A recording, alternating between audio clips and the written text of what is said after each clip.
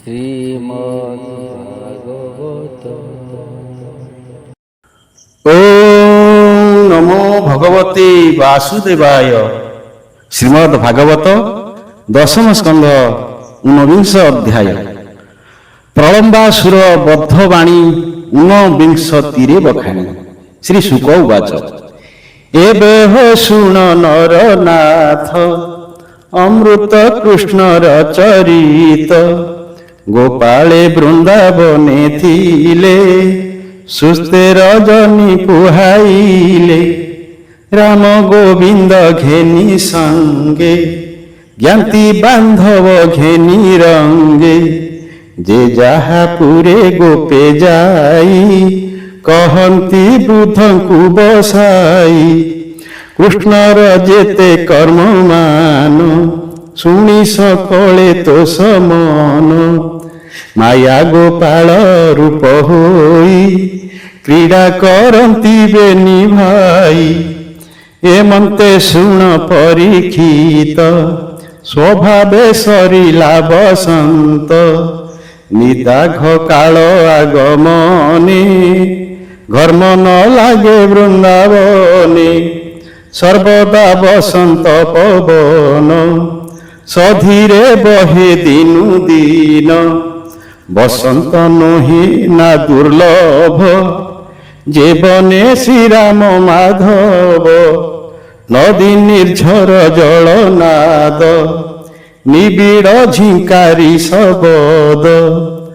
ଅତି ଶୀତଳ ବନସ୍ଥଳୀ ନିର୍ଝର ଜଳ କଣା ନିରି। ନଦୀ ତଡ଼ାଗ ପ୍ରସବଣ ପବନ ଯୋଗେ ସ୍ନିଗ୍ଧ ବନ। ଜଳେ ଅଛଇ ପୁଷ୍ପ ଯେତେ କମଳ କୁମୁଦ ସହିତେ।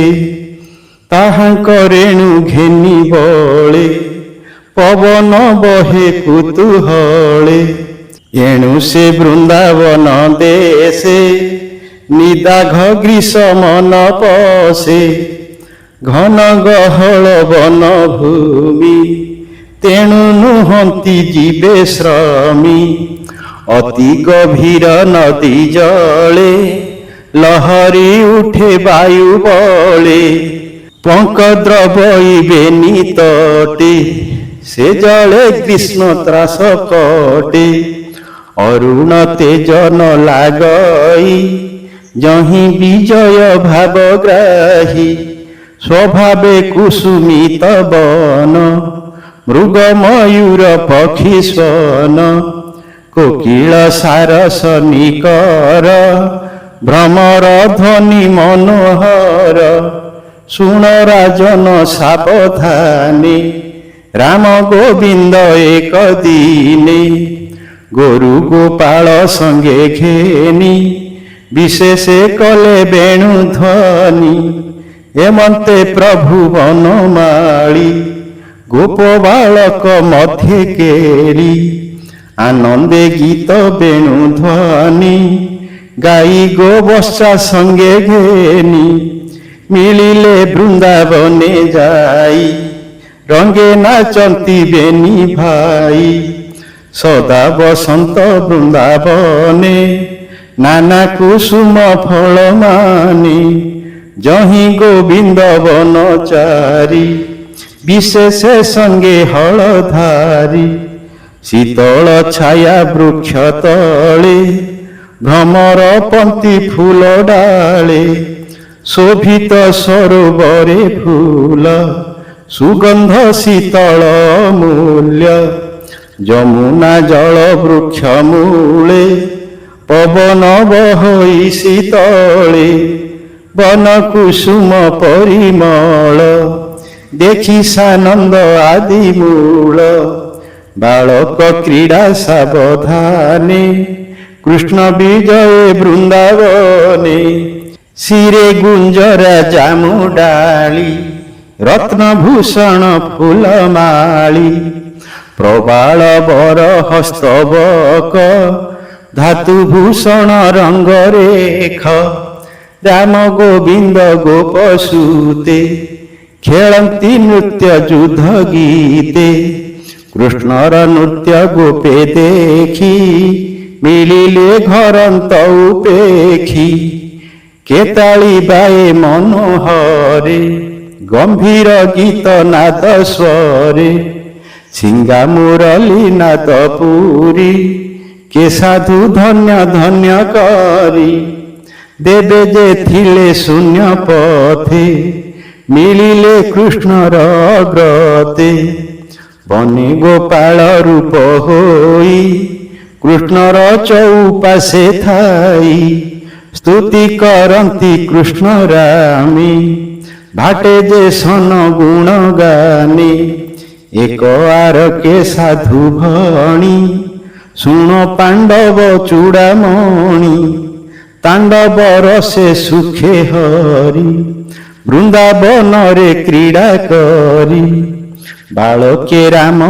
କୃଷ୍ଣ ମେଳେ ଯୁଦ୍ଧ କରନ୍ତି ବାହୁବଳେ କୃଷ୍ଣର ନୃତ୍ୟ ଦେଖି ପୋଇ ରାମଙ୍କୁ ବେଢ଼ିଲେ ଥୋକାଇ କ୍ଷମତାର ସେ ଗୀତ ଗାଇ କେଧାଏ ସିଙ୍ଗା ନାଦ ବାଇ ତାଳି ମୁରଲି ଗାଲ ତୁର ନାଚନ୍ତି ବ୍ରହ୍ମାଣ୍ଡ ଠାକୁର ନୃତ୍ୟ କରନ୍ତି ପରଶଂସା ଥୋକେ କରନ୍ତି ଗୀତ ରସା ଥୋକେ କରନ୍ତି ନାନା ସ୍ତୁତି ହରସେ ପୁଷ୍ପ ବରସନ୍ତି କୃଷ୍ଣର ସଙ୍ଗେ ନୃତ୍ୟ କରି ବୁଲନ୍ତି ବୃନ୍ଦାବନେ ହେରି କେବଳ ଏକୁଆରେ ଧରି ଡାକନ୍ତି ବାହାନାଦ କରି କୃଷ୍ଣ ଉଠିଲେ ଉଚ୍ଚ ବୃକ୍ଷେ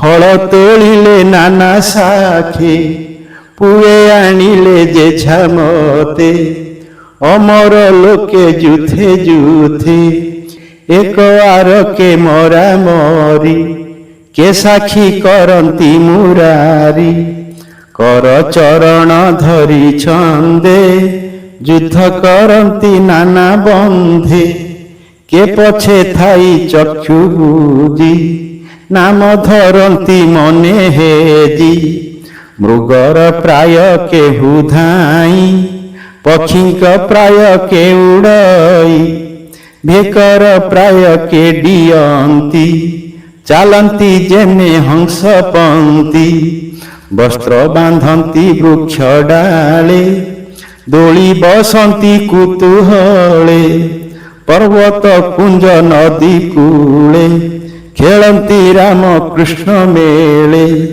ଗାଈ ଚରାଇ ବେଣୁ ବାଇ ବନେ ଖେଳନ୍ତି ବେନି ଭାଇ ଏମନ୍ତେ କଂସର ଅସୁର ବନେ ମିଳିଲା ନଦୀ ତୀର ପ୍ରଳମ୍ବା ନାମେ ମହାବଳୀ ଲୁଚି ଦେଖଇ କୃଷ୍ଣ କେଳି କ୍ଷଣକେ ସହି ନ ପାରିଲା ଗୋପାଳ ରୂପକୁ ଧଇଲା ଅସୁର ବିଚାରଇ ମନେ ଏହାକୁ ମାରିବି କେଶନେ ଗୋପାଳ ମେଳେ ଥିବି ପଶି ମୋର ନିକଟେ ଯେବେ ଆସି ମୁଣ୍ଡ ମୋଡ଼ିବି ଧରି କରେ କହିବି କଂସର ଛାମୁରେ ଏମନ୍ତ ବିଚାରଇ ମନେ ଲତାରେ ଥାଇ ବୃନ୍ଦାବନେ ତାହା ଜାଣିଲେ ଭାବଗ୍ରାହୀ